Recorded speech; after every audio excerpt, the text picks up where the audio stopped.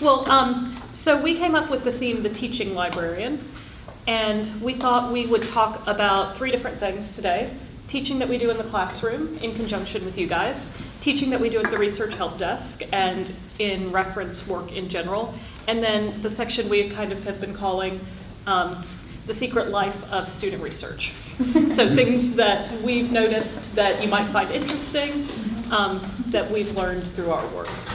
So to start off with teaching in the classroom, just to put it in perspective, last academic year we taught 119 classes for 17 different departments. So those are sessions when you've asked us to come into your classroom either as a one-shot or consistently over the course of a semester to help students get their research footing. And what we do is based in the Association of College and Research Libraries Frameworks for Information Literacy, which gives us 6 touch points or themes that we try to work with our students on throughout the course of their education. I'm going to let these guys jump in whenever they want. It's not going to be about 45 minutes. Yeah, it's not about the framework. Not library standards, that's not me. Yeah. So as I was thinking about this yesterday, I sort of divided the way we do classes into 4 different groups, or there are 4 different points at which we come into a student's life. There's the Intro to College Research, Please Don't Use Google, Here Are Scholarly Resources class, which we currently do in FYI, Humanities 101, English 102, and anywhere else you guys think they need it.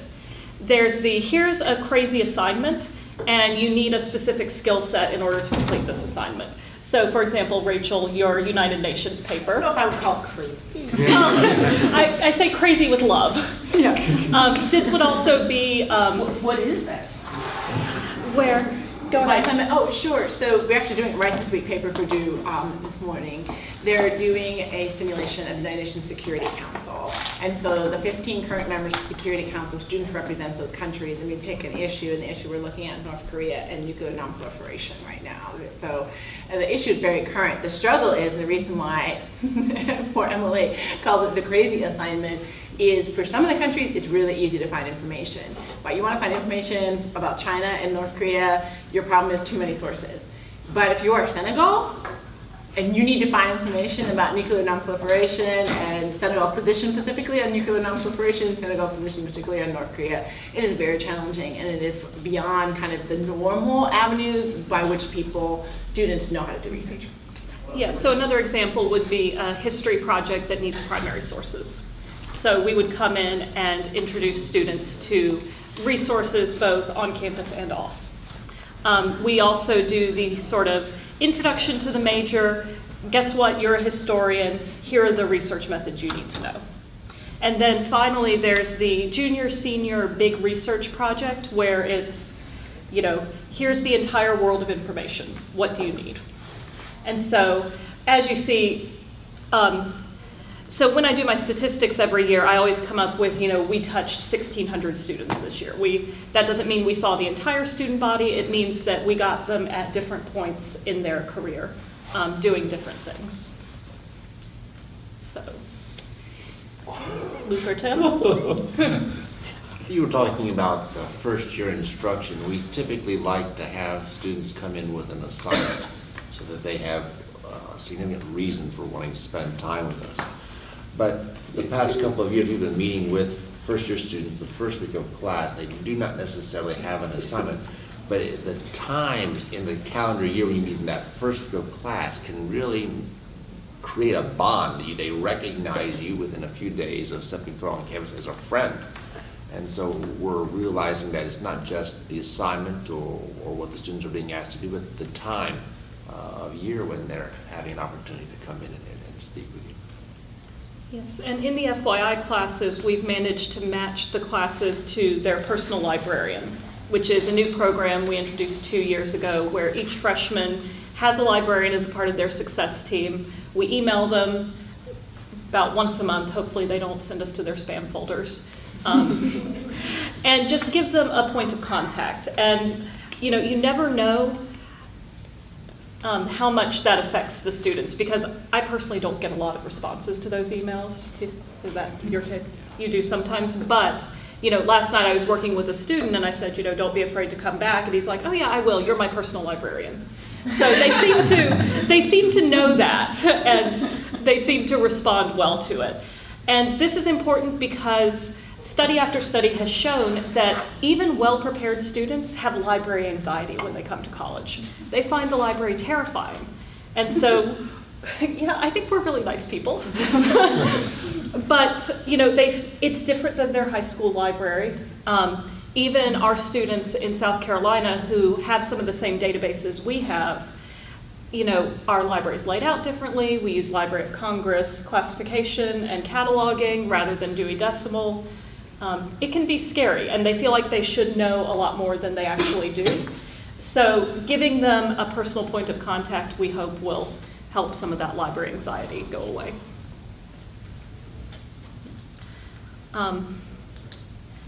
So when we have you guys, or when you guys invite us into the classroom, first of all, we love it. We always want to target it to an assignment or a skill set that you think that they need to have. And we think that teaching works best when you guys participate, when you jump in and point out connections to what you're doing in class and really treat this as a collaboration. It shows the students that we're all on the same team and that you guys respect us and we're all working together. I think it's wonderful too when we can model as peers collaboration with students. I was working in a physics class and this one professor started cutting backflips because he saw a research article that he'd been looking for 10, 15 years. He hadn't written it, he said, someone's going to write it eventually. And we were looking at all these databases, and we found this article in a database he never would have thought to go to as a physicist. And the students saw this, and it was genuine, and it just fed their drive to find like resources for the project. I can speak to you, Dave. I greatly benefited from working with Dave. I've learned so much about the subject, it be art or the cultural or the religious aspects too. And so that helps make me a better librarian in relation to his students. And there have been a couple of times when he can see on his end that one student needs some extra work to keep up with the rest, and so we coordinate to make certain that the student gets the extra attention. So it can be a very personal approach to giving each student what he or she needs. You have two sets of eyes trying to pick up on this. Yeah, and we run into this sometimes we call just in case versus just in time kind of scenarios. And this is, just in case is when we're not teaching to an assignment and we're saying, don't use Google or don't use Wikipedia or this is how you cite whatever. And I think it shows that those sessions are a little less effective and they're a little certainly less interactive from our point of view. That when it's a just-in-time scenario, when students have seen the assignment and are just at that stage where their anxiety might be starting to build a little bit, that's getting them into the library at that point. When you say, I need you to find 3 scholarly resources about this subject, that makes our job a lot easier. I think end up a little bit more productive for the student as well. One thing I do, we'll talk about a little bit in the just-in-time scenario. I don't know that it's any different than anything we do, but I started calling it something different. I started using this concept called library lab, right, where we're not talking for the whole class period. I try and talk for as little as possible.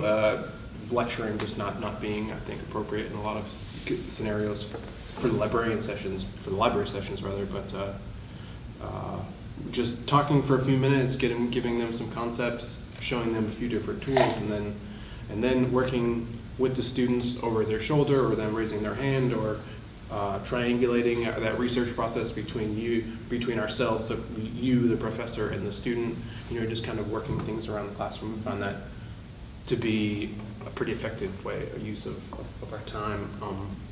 It's kind of like in-class homework time, for a lot of your students, that you can kind of ensure that they have at least heard the concepts that have been introduced in terms of the research process and what we've made available to them. Yeah. And I think that this is increasingly appropriate to have a lot of exploration time, because the way we've done research has changed even within the past 10 years, thanks to discovery layers, which is OneSearch, where instead of having to teach a lot of technical, go here, do this limiter, okay, we're doing this in JSTOR, now we're gonna go over to MLA International Bibliography, this looks different. Now you've got everything in one place. So we're spending a lot more time doing evaluation. What is this thing I found, and is it appropriate? How do I know? It all looks the same. It's all a digital file in front of me. And that's really hard at every level. So at the freshman level, we're working on just scholarly versus popular. As you get more advanced, you work on who's an authority on my topic, when is it appropriate to use different kinds of sources. And yeah, when you're hands-on, evaluating, looking at things with the student, that's the most effective use of our time, I think. I think we do the students a disservice if you make it look too streamlined and easy. And so you want to give them time to search their topics, realize that they may have to go through 5 or 6 different search phrases before they latch onto just the right one for the specific database. They're having a conversation with the resources they find, they're having a conversation with their professor, they're having a conversation with their peers. And so it's real life, and it's sometimes difficult or ugly for a while. But for the students to see that and realize that that's just part of it, I think gives them confidence, courage, at least a reality check. Yeah, I think it can be useful, and I've said this before, and maybe stolen this from you, but you know, seeing students seeing us fail, you know, in the classroom, I think can be helpful. Gets back to what you're saying, and I think is a major point of kind of librarian service is that, and what research is. Research is this iterative process, right? It's you're never getting the bullseye result in the first time. You're never getting the exact source you need, and that's, I find, that's always a question for me, is how do you teach someone to be persistent? You know, I don't know. You know, Yeah. just be persistent. Yeah. Period. You know, Do it again. I don't Try know. again. So, Yeah. I mean, I think it's a matter of showing it, it's demonstrating, you know, a bad search, or, you know, or just being like, I'm going to try this, it might not work, but we have to try it, and then we're going to go on to the next thing. And that's also something that happens a lot at the reference desk, too, because we're not, you know, we don't know a lot about, I don't know anything about, you know, Dave's field, or French, or things like that, you know, so. Yes. Yes, but as liaison to 18 different academic areas, and that's what I think students don't understand, and that maybe we need to do a better job of teaching them, is that you don't have to have the answer to the question. You just need to start somewhere, and then analyze what you found, work with that. And the thing is, it's a long process, and they're used to Google, which is very good at bringing up concrete answers to questions. You know, what's the best way to do X? Well, here are 5 opinions. However, if you ask OneSearch, what are the themes in The Great Gatsby? It's not as prepared to answer that in a straightforward way for you. So yeah, the teaching how to come up with a topic that is interesting and also the right size is one thing that we do a lot at the reference desk, because you'll have students both in a Humanities 101 class saying, I'd like to write my 4-page paper on the causes of poverty in America. And then you'll have the student in an upper level class who'll say, I want to write my 20-page literature review on the economic impacts of this one very specific genetic disorder. So working with them to figure out what's the interest, what's out there, how can I get it down to the right size for this paper is a big part of what we do. This goes along with what Emily was saying with regard to a discovery layer, but we're not searching methodology specific to one database or one resource. We're teaching methodologies that students may apply to whatever they encounter when we have a resource. And so you are giving them the tools they would need to go beyond your session or your class setting. You're empowering them. And again, this has been documented in the professional literature, that students learn so much from one another. They're in a library doing work. They're going to benefit certainly from the library, but they're going to be benefiting from their peers as well.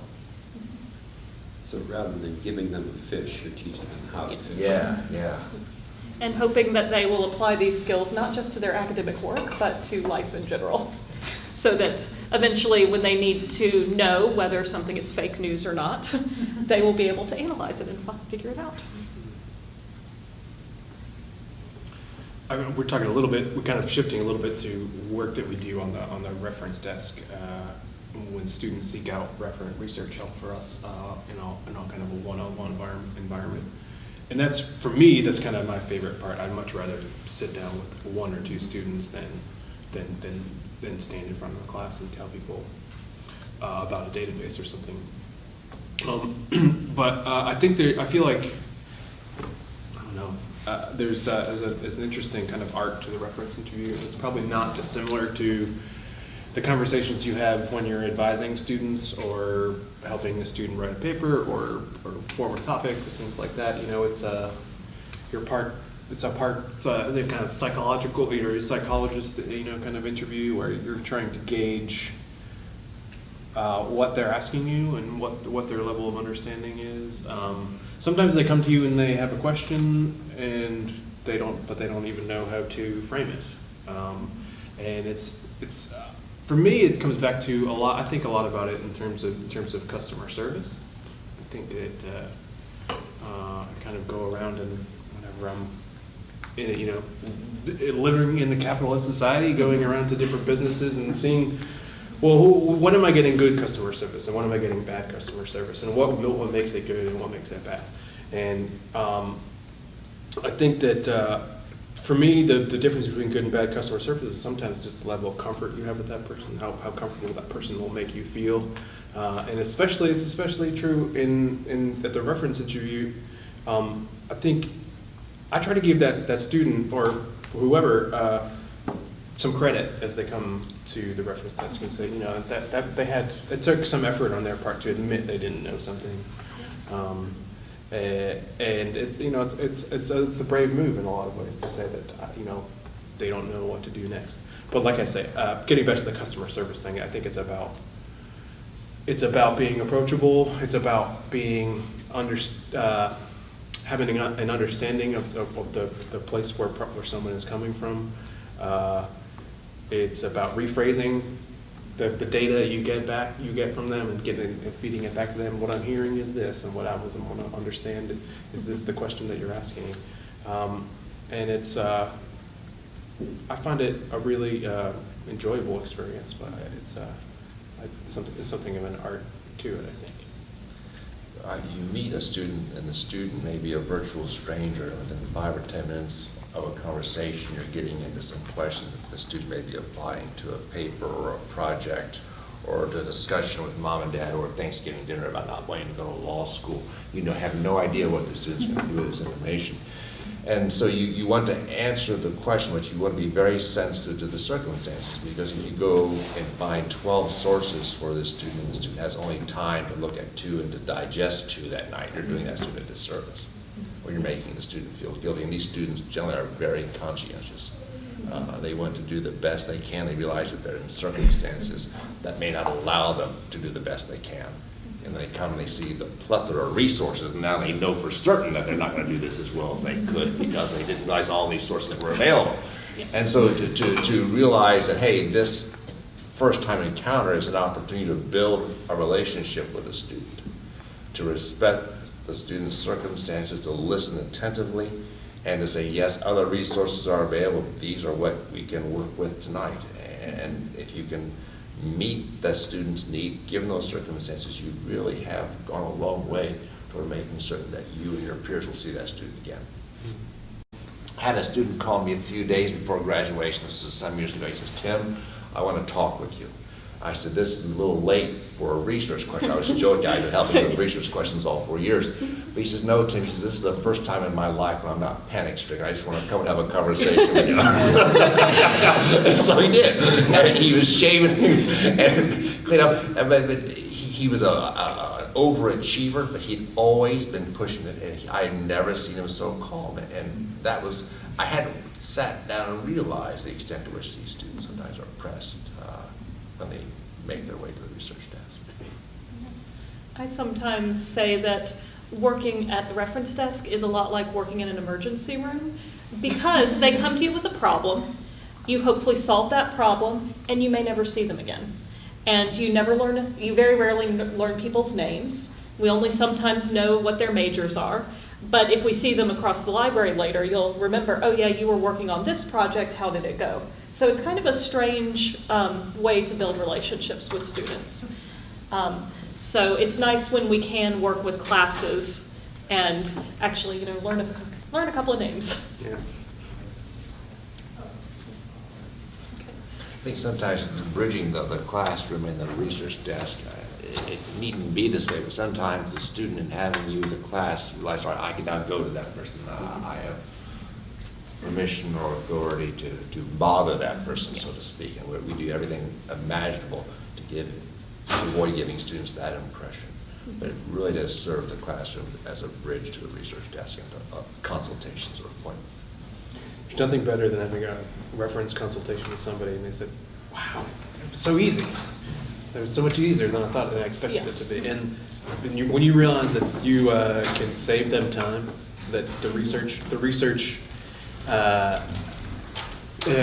process Yeah. is not supposed to be the time consuming part, that it's, that they're supposed to be engaging with the substance that they're finding in the library, but the finding of the stuff is not supposed to be that hard. When you can save them 45 minutes or whatever, sometimes they'll come to us as a last resort. I've been searching for 3 hours and I can't find anything, Yeah, and it's just a matter of talking to them and saying, well, did you try this other slightly related phrase? And then things pop up and then they go, how did you do that? It's like magic. And of course, we're like, yes, librarian magic, we have that.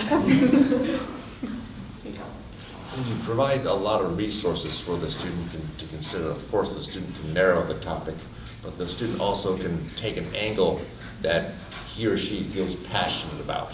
And so that's always an exciting thing to let a student become aware that, hey, I had thought of doing this project that way. And I could maybe apply this to a capstone project or maybe apply to some aspect of my life because of this angle I suddenly have to work from. Well, we want to leave some time for questions, so how about we do the what you might not know about research section. So I will say that it's really interesting to see how our so-called digital natives both struggle with technology and really like print books.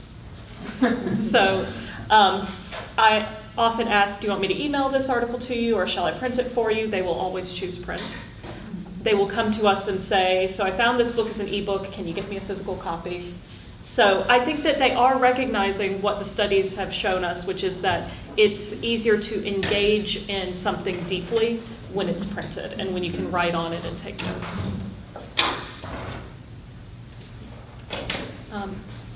So we brainstormed a list. Students are terrified of citations, of doing them wrong. They don't get them.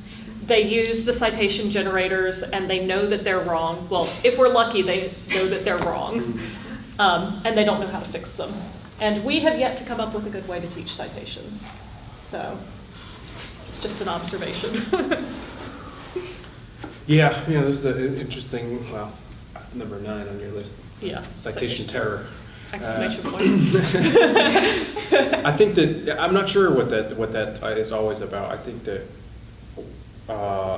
sometimes it's a matter of, I think, them understanding the rationale, why the citations have to happen. Mm-hmm. Not that they need to be, not that they need to be there and they need to be, the periods need to be in the right place and the commas need to be in the right place, but why are we asking you to do this? What does this have to do with the way scholars communicate? I think that, I'm not sure that that's always getting through or not. I'm not quite sure. We do have a lot of last-minute research being done in the library, but, the students own up to it. They're like, I know I should have started earlier. What can you get me? They don't throw fits and are like, why don't you have everything I need about this obscure topic available to me at 9 p.m. on a Sunday night?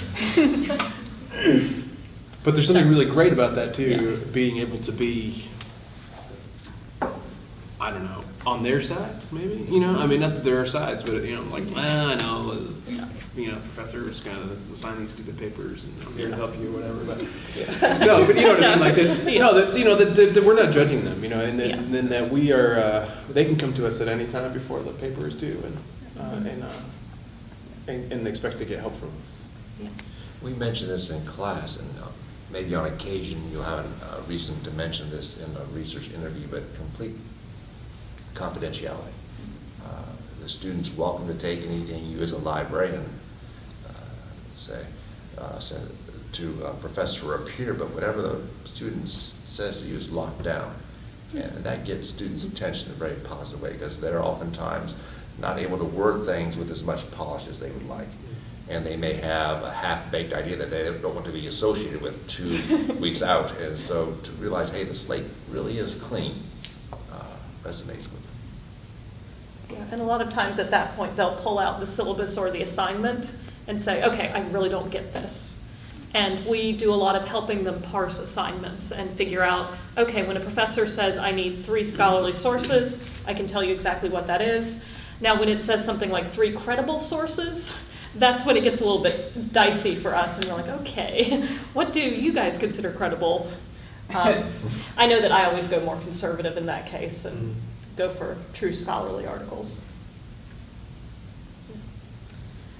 Tim, you had said students like ideas. You want to talk about that? Yeah, they want to talk about the content, not just the resources. And as a librarian, I quick to acknowledge the expertise of the faculty. Sometimes you get to work with people and learn from that. That's what really gets me excited about working with them. But the students want to dig into the substance, to understand that this question they had about theology has so many aspects that may be attributed to culture, or that may be attributed to not just Islamic countries, but this particular community within an Islamic country. It's specific. And to get into the details and to realize just how many approaches there are to this one topic, you can't avoid getting into the content. And students are looking for that. They want someone to perhaps demonstrate his or her lack of expertise. You're saying, you're coming to me as a student without any apparent idea as to what you need. Here is my attempt to help you into this topic. And of course, this is always in conjunction with the faculty member and with the scholars whose works we're coming across. But to realize that we're working on this together, it's a conversation, and no one person at the research desk may be the expert. We're working on this together. That also makes the student, I think, all the more excited about coming back to a library, because he or she realizes we're human, that we are. And the other thing is to realize that there are some questions that may be answered for this assignment, or may be answered for this particular microenvironments, working with an environmental studies class this past week. But these questions, they're short-lived because of so many changing circumstances. And so to realize that some of these questions you may have to be prepared to live with for a while, because they're not going away. And to realize that concretely in the context of a research interview. Yeah, the only other things I have on my list are things students find difficult, which we've touched on a lot of those, and how students use the library. So a lot of you know that I work on Sundays instead of Fridays, and people will ask me, so are students actually in the library on a Sunday afternoon? Yes. We are often full from top to bottom on Sundays. And students, despite what some of the media might tell you, they like the quiet environment. We found that out when we did some of the, the strategic planning, that they really want us to keep that scholarly, serious, studious environment. We will never have enough whiteboards for students to map out things they're studying. We will never have enough private study spaces. If we could build all of them their own private study room, they would be very happy. There's group work going on. both side-by-side studying and actual, working together on projects. What else, guys? I have students coming to the library for information to participate more fully than they do in classroom discussion, not just for assignments or projects. I've been working, as Luke and Emily do, you may have, say, a sophomore in an upper level class, and he or she realizes that he or she may be in over the head.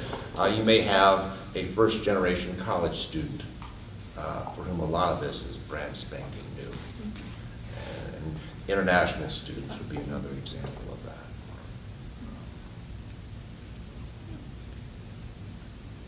So maybe we will open it up to questions or thoughts. I have a question. Yeah. It just struck me that I should ask you all, what are your experiences with our international students? Because often I worry that they're not served as well as we might be able to serve them, especially in terms of, like some of our, students from China who really struggle with English and articulating themselves in courses that are not necessarily an English class, but where they have to write an article. What are your experiences? What is unique maybe to international students? Well, the past couple of years, I've been doing part of the international student orientation.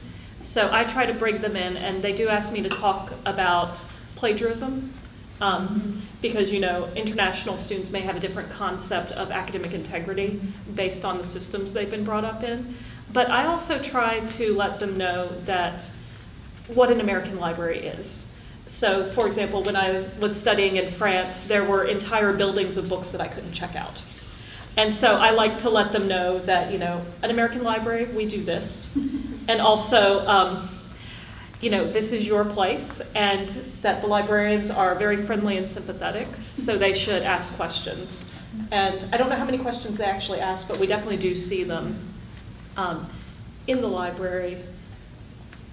Do you guys have other thoughts on that? I've found that if they realize they have a friend in the library, they will seek you out the first week of the semester. And they'll say, we know we have these assignments and we would like to get working on them earlier rather than later.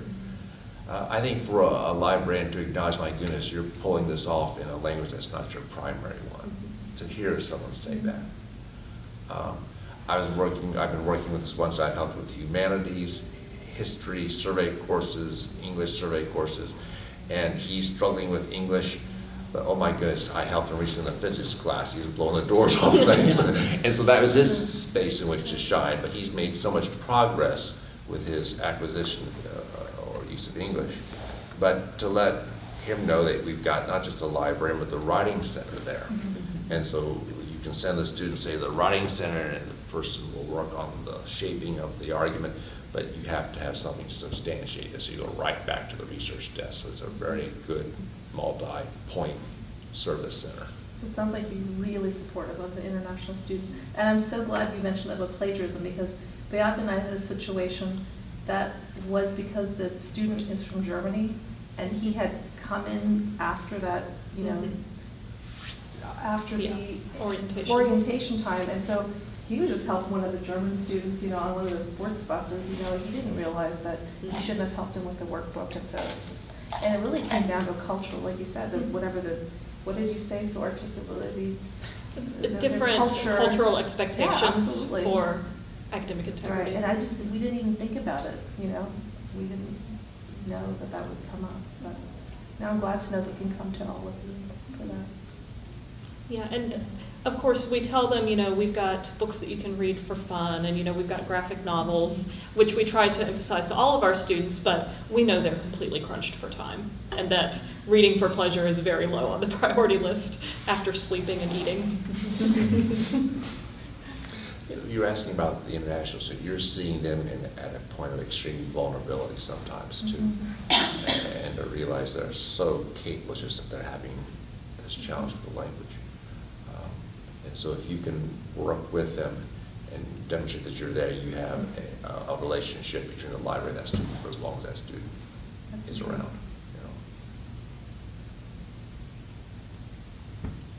Okay, can I ask a question? So I know there's been, since I've been here, like that first interaction in the library that you have with students has changed Yes. over time. Is there like something that you would like, what would be like the perfect first intervention interaction with a student or a group of students? Do y'all have?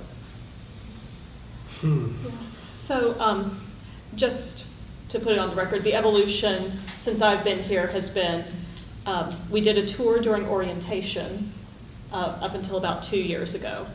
And a big purpose of that was getting students into the system because they weren't automatically given a library card. And then we would see them in humanities. And now we've moved to FYI, and we're no longer doing the orientation tour at OSTAF's request. So right now, the first interaction we have with them is in that FYI class in the first 3 weeks of school. Tell to them about plagiarism. Yes. Yeah. Yeah, we kind of have to bring the hammer down for whatever reason, and we're asked to talk. We've been asked to talk about plagiarism. I would say that's probably not the ideal first kind of interaction with students is to talk about that. Yeah, and we try to couch it in terms of the scholarly communication, and that you're here in college, and there's a reason we do things this way and all that stuff. But yeah, like I said, that's probably not. That's not something that's even necessarily they're that concerned with at that point. They haven't even started any classes or anything like that. So, and it's just not necessarily the most riveting topic. Well, I don't know. I mean, I think that an introductory, what is the best to get your question, the best kind of initial interaction. I think teaching to an assignment. I think when they need us is when is the best time. I think that if they don't need to hear about what the library has to offer or why cite something or how you find something, they're just asked to look at a screen and watch us click on stuff, then that's not so effective. Emily. Yeah, okay, quickly. I agree, and first of all, we are very grateful and fortunate that we are able to see all the freshmen. That is not a given at other schools, especially larger schools. I would love to be able to scaffold a whole research project throughout a semester in small doses. So let's talk about finding scholarly articles. Now find that article, bring it to class, and let's talk about what you actually found. And then let's work on getting it into a short paper and citing it. That would take a lot of manpower. It would take a lot of work with the class, whether that's FYI or somewhere else, but I think that would be my ideal in a perfect world. So you're talking about the first interaction. I think there are a few key ingredients. You have the librarian's complete attention as a class focused. If it's the first or second week of school, students being pulled in any number of directions. Let's sit down, let's talk about what this library can do for you to save you time and make you more successful. And then you demonstrate how prepared the library is to enable you to use the tricks you've acquired, say web searching, to apply to these authorized resources.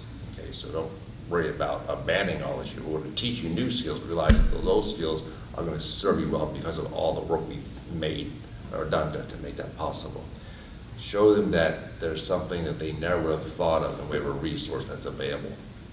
And then demonstrate for them how they can search to your discovery layer, and then let them go, and they will be back. Because people care for me.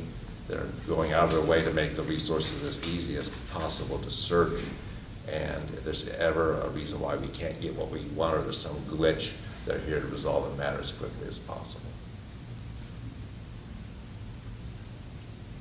Did you also say that you're not required, or that bringing students to the library in the humanities classes is no longer Required. But the professors could? Yes, and many And do then- choose to. Right, okay. Yeah. Yeah, but there admittedly was always an issue in humanities that humanities classes are not required to do research. So again, it's still, we think students need research skills in the first semester, but finding, because a lot of them are going to be taking like government and international affairs classes where they will be thrown in the deep end and told, maybe not quite that deep, but where, I mean, they're in with sophomores and juniors who know how to do this stuff, theoretically. So they do need something in the first semester, but finding that perfect spot is, of course, difficult. And FYI is always in the first semester? Okay. It is required. Yes. But those humanities sessions, as we used to do them, some were excellent examples of just in case classes where we would say, this is the library, welcome, and this is all our stuff. We don't have anything specific we don't have anything specifically that relates to your life right now, so thanks for coming. Yeah. And then some of them will be scaffolded around a course. And so I not being in Humanities 101 is double-edged, I suppose. I think that we were not always serving students all that well sometimes, but sometimes doing it quite well. Yeah. But that's a good example of a just in case scenarios where we'd have a class in and there would be no assignment, and that can be difficult. Yeah.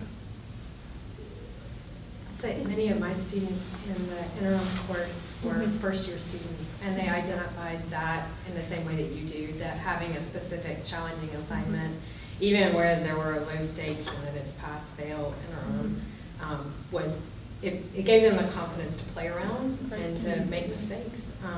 And they all listed at the end of the course as one of the transferable things they were taking out of the project. So their vision is definitely the same one that you all have, and it was fantastic. I mean, I can just say the two opportunities I've had where I've taught and had one of you either like with Luke in the classroom the entire semester or Emily coming in and out of the classroom with 260, it just, the students see that work much better than they do when it's just a one-off shot. Yeah. Just to capitalize, I think I kind of what Emily was saying about an ideal kind of scaffolded something multiple times this semester would be probably more ideal than the one shots. Yeah. And of course, we are open to whatever plan you guys have, whether that's 15 minutes once or several classes over the course of a semester. Yeah, so definitely don't be afraid to chat with us about that.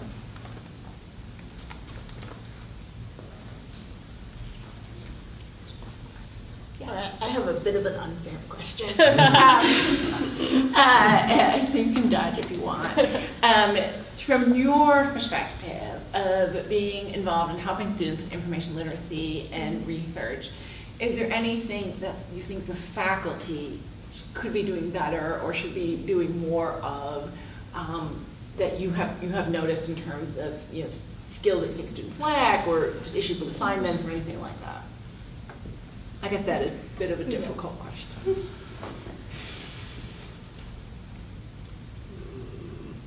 I think it's the usefulness of citations, the citation terror. But I guess I cringe a little bit when I hear some very few faculty members say that that they can teach what we teach and that that their students don't need to be exposed to the library or librarians. That's still a little disheartening. I think that we need to. I think we can be a useful resource, and that that your professor is not the only person that knows how to do anything.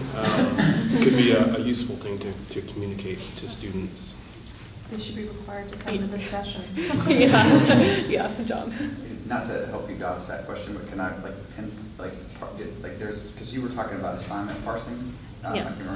And that's what I was wondering, that maybe you can be helpful to us because you might see, what are some things about assignments that are effective, so you don't have to parse them out instead of.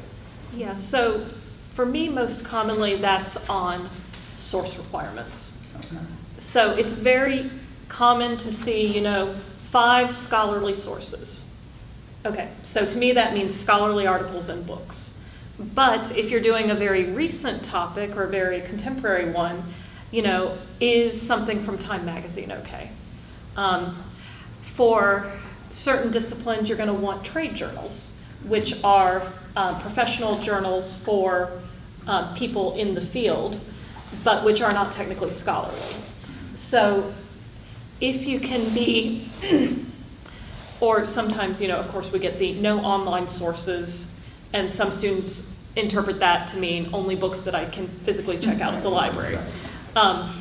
So some clarity on that front and some flexibility would probably be, do you guys agree that that's sometimes an issue?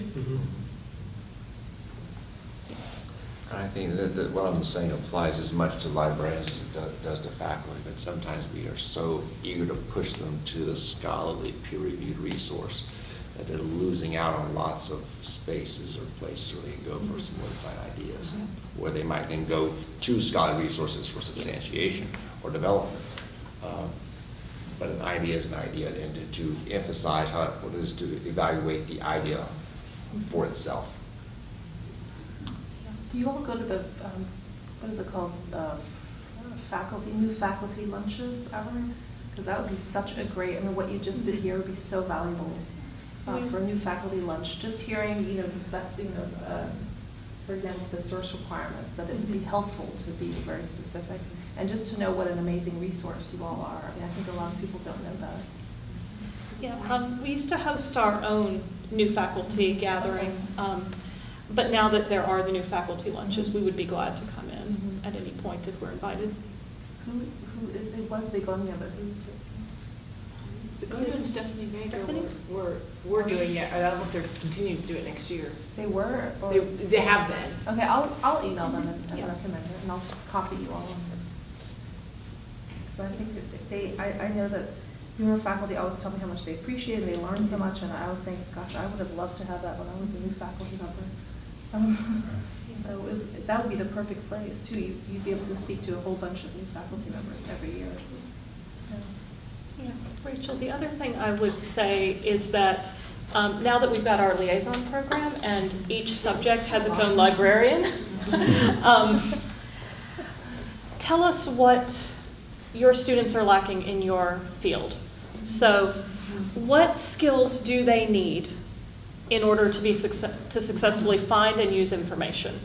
And are they meeting those needs, or is there a place where we can step in, especially at that intro to the major level, to give them an introduction to, what it means to be a political scientist and what you need to know there? What do you feel about the, I guess maybe the frequency of having 45, 55-minute sessions in the library talking about research in courses? Because on the one hand, like if I'm teaching a 200 level introductory course or even 300 level, I feel like the students need to have that session, especially if they've never had it before. Even if they have, it's probably good for them to review. And I think also it's a good idea at the upper level as well if they're doing things that are more ambitious. At the same time, I kind of sometimes think, well, is it the case that this student has been to maybe 4 library sessions this semester and maybe 4 the previous semester, and so do you think that that these are happening maybe too often, or that they should somehow be amended or changed according to the specific dynamics of the course? What do you feel on that? I think that when you're talking about resources specific to a discipline, it does warrant a separate session. Not talking about the discovery layer. You're talking, yes, this discovery layer is wonderful and newfangled, but if you really want to knock things out, you want to be limited in your searches to these 2 specific databases. To provide instruction with language that is sensitive to that field. And to have, for instance, the case of one branch of art history, hey, if you want to do historical research, you've got to use these are the terms that might have been applicable at the turn of the 20th century. But as you go back farther in time, you've got to change your search terms. And that may not be true in other disciplines. And so to have instruction that is specific to the course, and this is all the more important to the major, if they're going to make art history major or a profession, it's good to get them specific to their discipline with regard to resources as soon as possible. So you're feeling that it's not necessarily happening too often for students? You know, I think that that's, in your particular case, I would sit down with Tim and look at if there's one good class where you could kind of get the basics of here's what an art historian needs to know. And then in other classes, you could do more specialized things. So building on the skills you've already developed, we're going to take it one step further. But, you know, overlap, it can be a problem. I mean, once I taught 2 classes in the German department in the same week, and I had 2 repeat students. I'm like, I'm sorry. So, yeah, what do you guys? Another way around that is you might have a session devoted to general demonstration of methodologies, but another session might be specific to the student's projects or the capstones. And thus you're talking with a granularity in that second section that brings out the student's interests or their specific passions, and so makes that a completely different experience from what you might have had earlier on when you're just going over things in a very general, broad scale approach.